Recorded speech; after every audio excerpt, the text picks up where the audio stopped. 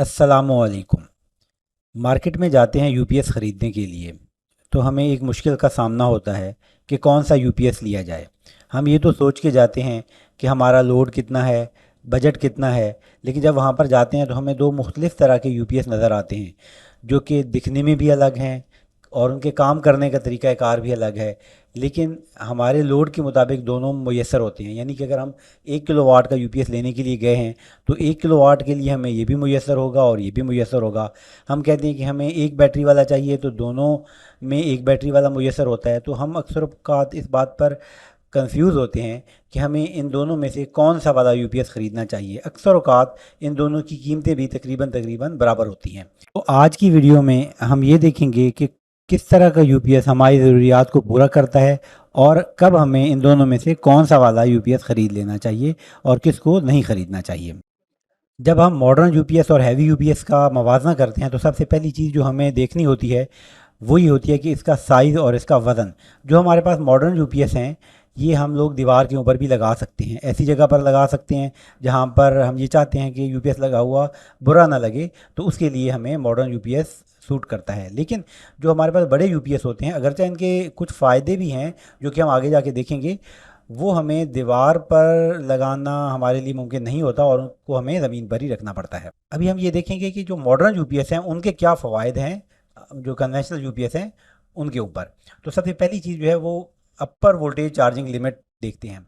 तो अपर voltage charging limit basically ये होती है कि जब हमारा यूपीएस बैटरी को चार्ज कर रहा होता है तो एक ख़ास वोल्टेज पर जाकर वो उसको उसकी चार्जिंग को बंद करवा देता है। ऐसा इसलिए होता है ताकि बैटरी ओवर चार्ज ना हो। तो जो हमारे पास कन्वेंशनल यूपीएस हैं उनके अंदर ये लिमिट जो होती है ये अक्सर औक़ात फ़िक्स कर दी जाती है, यानी कि वो ये सोच कर डिज़ाइन कर देते हैं कि इस यूपीएस ने हमेशा लेड एसिड बैटरी पे ही चलना है। लेकिन आजकल चूँकि बहुत तरह की बैटरियाँ आ गई हैं, तो मॉडर्न यूपीएस आपको ये फैसिलिटी प्रोवाइड करते हैं कि आप अपने हिसाब से अपर वोल्टेज चार्जिंग लिमिट जो है वो सेट कर लें। अगर हम अपर वोल्टेज चार्जिंग ज़्यादा सेट कर देंगे या कम सेट कर देंगे बैटरी के हिसाब से, तो हमारी बैटरी के ख़राब हो जाने का अंदेशा बढ़ जाता है। इसके अलावा दूसरी अहम चीज़ ये है वो है 3 स्टेप चार्जिंग।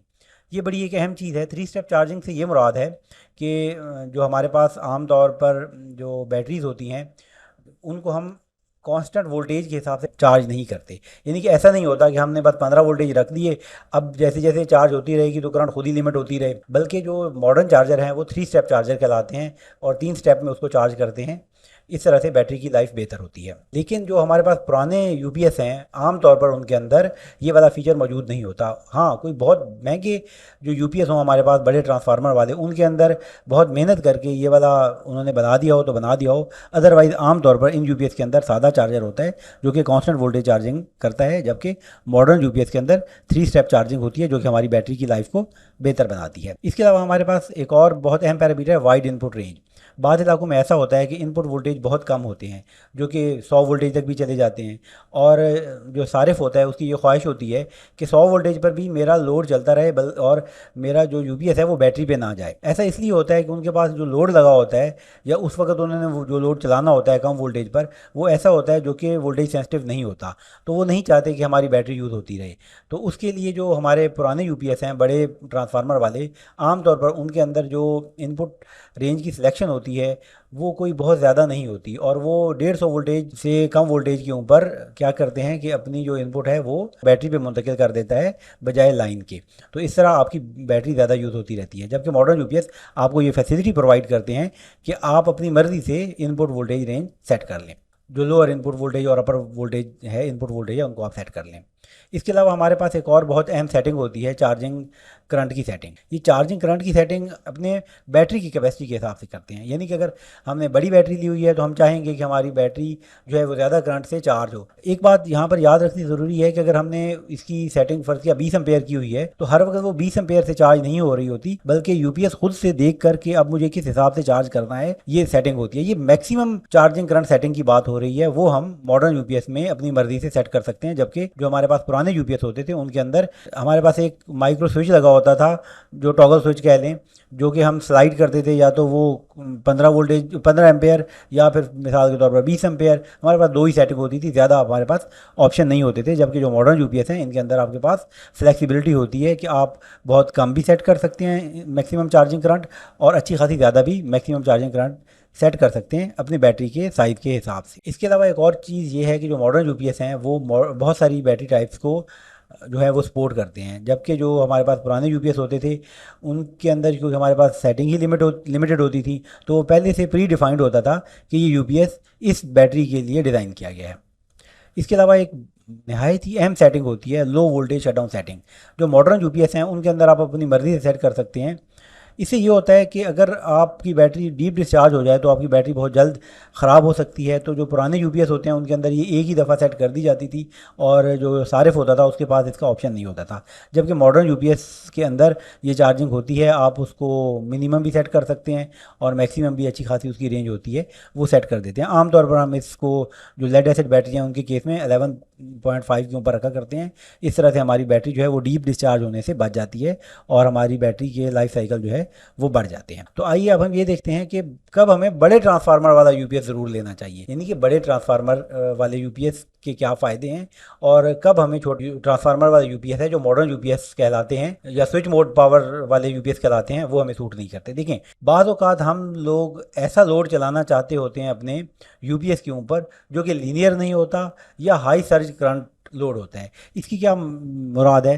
जो हाई सर्ज करंट लोड होता है वो इस तरह का लोड होता है जैसा कि मोटर है जिनके अंदर इंडक्टिव जो एलिमेंट होता है वो अच्छा खासा ज़्यादा होता है। मिसाल के तौर पर कोई मोटर है या इस तरह का कोई और इंडक्टिव लोड है, तो जब वो स्टार्ट होता है तो वो अपने नॉर्मल जो करंट ले रहा होता है उससे तकरीबन 5 गुना ज़्यादा करंट लेता है। तो एक जो करंट की सर्ज महसूस होती है जो आपका यूपीएस होता है उसके ऊपर, और जो छोटे ट्रांसफार्मर वाले यूपीएस होते हैं वो हाई सर्ज करंट को बर्दाश्त करने की इतनी अच्छी एहलियत नहीं रखते। जबकि हमारे पास बड़े ट्रांसफार्मर वाला जो यूपीएस होता है, क्योंकि उसमें ट्रांसफार्मर लगा होता है, अच्छा बड़ा ट्रांसफार्मर लगा होता है, तो वो अच्छी खासी हाई सर्ज करंट को भी बर्दाश्त कर लेता है। और अगर आपने यूपीएस के ऊपर आपने फ्रिज चलाना है, मिसाल के तौर पर आपके पास बड़ा यूपीएस लगा हुआ है, तो आपने फ्रिज चलाना है या आपने कोई ड्रिल मशीन चलानी है या आपने वॉशिंग मशीन चलानी है या कोई मोटर चलानी है, तो फिर आपके लिए बेहतर है कि आप बड़े ट्रांसफार्मर वाला यूपीएस ले लें।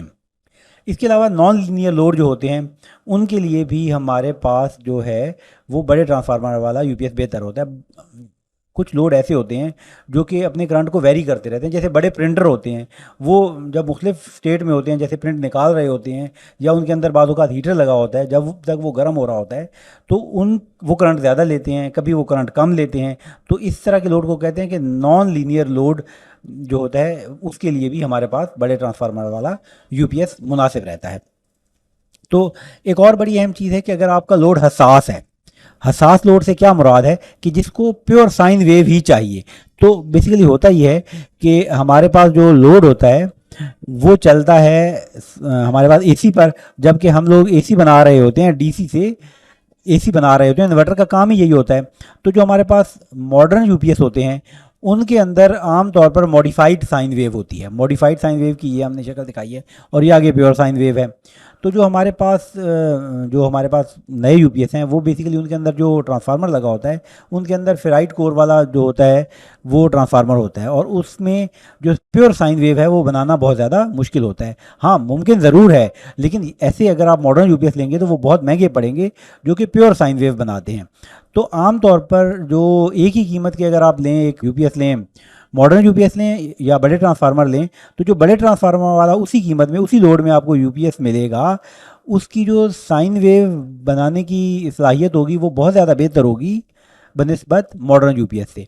तो अगर आपका लोड बहुत ज़्यादा हसास है तो फिर आपको बहुत ज़्यादा ख्याल से लेना है। मिसाल के तौर पर आपने लैपटॉप चलाने हैं, आपने पीसी चलाने हैं, आपने लैब इंस्ट्रूमेंट चलाने हैं, तो फिर आपको चाहिए कि आप ऐसा यूपीएस लें जो कि प्योर साइन वेव देता है। और प्योर साइन वेव देने के लिए अगर आपको मॉडर्न यूपीएस लेना पड़ा तो आपको अच्छे खासे ज़्यादा पैसे खर्च करने पड़ेंगे, क्योंकि आमतौर पर मॉडर्न यूपीएस जो होते हैं वो मॉडिफाइड साइन वेव ही प्रोवाइड करते हैं। जबकि जो पुराने यूपीएस होते हैं उनके अंदर जो है अगर थोड़ा सा भी अच्छा हो, कुछ तो होते हैं वो बिल्कुल स्क्वायर वेव दे रहे होते हैं, लेकिन थोड़ा सा भी अगर उन्होंने मेहनत की हुई है उसके ऊपर तो वो अच्छी खासी मुनासिब किस्म की साइन वेव आपको प्रोवाइड करते हैं और उसके ऊपर लैपटॉप वगैरह चलाना कोई मसला नहीं होता। एक और बड़ी अहम बात है कि एक और बहुत अहम सिचुएशन है जब हम लोग कम वज़न वाला यूपीएस ज़रूर लें। अगर आपको बहुत ज़्यादा फ़िक्र है कि मेरा बिल कम आए, तो फिर आपके लिए सूट करता है कि आप मॉडर्न यूपीएस लें। क्यों? कि इनकी एफिशिएंसी बेहतर होती है। देखिए ये जो यूपीएस है हमारे पास बड़े ट्रांसफार्मर वाले, इनकी जो एफिशिएंसी होती है वो तकरीबन 80 से 85% होती है। जबकि ये जो हमारे पास मॉडर्न यूपीएस होते हैं, इनके अंदर फेराइट कोर इस्तेमाल होती है, मॉडर्न मॉसफेट इस्तेमाल होते हैं, आईजीबीटी जिन्हें कहते हैं। तो इनकी जो एफिशिएंसी होती है वो इनसे अच्छी खासी बेहतर होती है, 90 से 95% तक होती है। तो अगर आप इस मामले में बहुत हसास हैं कि भाई मेरा बिल कम आना चाहिए, मुझे तो उसमें रहना है, अपने जो होता है हमारे पास लाइफ लाइन कंज्यूमर में रहना है या प्रोटेक्टेड कैटेगरी में रहना है, तो फिर आपके लिए ज़रूरी है कि आप मॉडर्न यूपीएस ले लें और वो आपकी बिजली को अच्छा खासा बचाएगा। तो आइए हम समराइज़ करते हैं पूरी बात को। भाई देखिए जो हमारे पास छोटा यूपीएस है, छोटा यूपीएस से ये मुराद है जो मॉडर्न यूपीएस है, छोटे ट्रांसफार्मर वाला यूपीएस है, वो बहुत एफिशिएंट होता है निस्बतन बड़े यूपीएस के। ये ज़्यादा बिजली खर्च करते हैं जो बड़े और वज़नी और बड़े ट्रांसफार्मर वाले होते हैं। अच्छा एक और अहम बात जो कि हमने पहले नहीं की, कि जो हमारे पास छोटे ट्रांसफार्मर वाले यूपीएस होते हैं उनके अंदर बड़ा ट्रांसफार्मर नहीं लगा होता, तो वो उनकी सारी कीमत उनके छोटे कंपोनेंट के अंदर ही होती है। जबकि जो बड़ा जो हमारे पास वज़नी ट्रांसफार्मर वाला होता है उसका सबसे बड़ा जो कंपोनेंट होता है वो ट्रांसफार्मर होता है। और अगर अच्छा ट्रांसफार्मर लगा हुआ है तो आमतौर पर वो बड़ा रोबस्ट होता है, आमतौर पर वो ख़राब नहीं होता। तो उसके अंदर जो इलेक्ट्रॉनिक्स कंपोनेंट होते हैं छोटे वाले वो निस्बतन कम होते हैं, उनकी कम्प्लेक्सिटी कम होती है, तो उनको रिपेयर करना आसान होता है। जबकि जो ये वाले यूपीएस होते हैं कम वज़न वाले, इनके अंदर इसको प्रोटेक्शन के लिए बहुत सारे छोटे छोटे सर्किट लगे होते हैं। तो जब ये ख़राब होता है तो आमतौर पर जो मैकेनिक हजरात होते हैं वो तमाम तरह की प्रोटेक्शन को निकाल देते हैं और यूपीएस को चला देते हैं, जो कि कुछ अर्से बाद दोबारा ख़राब हो जाता है। मुख्तसरन ये कि जो कम वज़न वाला मॉडर्न यूपीएस है उसको रिपेयर करना अच्छा खासा मुश्किल काम होता है।